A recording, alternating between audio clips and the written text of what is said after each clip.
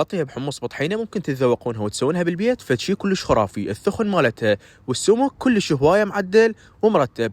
أول شي نحتاج المحضرات الطعام، وهنا عندي الحمص مالت الوجبة البازالية سلقتها كلش زين، وهنا راح أخليها بالمحضرة. أسويها بهالشكل هذا. أوكي عيني، شوفوا شلون الثخن مالتها. راح أخليها بأي شي عندكم قالب يعني، وتخلونها تبرد. يلا تدخلونها للثلاجة. بعد ما دخلت الثلاجة جمدت طلعت بهذا الشكل. شوفوا الترتيب مالتها عيني بهالترتيب هذا.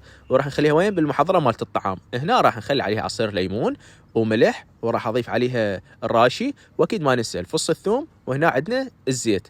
بعدين راح أخلطها خلط كلش زين، وراح تصير عندي بهذا الشكل. شوف الثخن مالتها ما شاء الله، هل يريدها أنعم سوفت يقدر يضربها أكثر يعني على مود تصير تمام. بعدين نجيب مالتنا القالب ونخلي بيها، أو يعني نقول على الفخارة أو أي ماعون عندكم.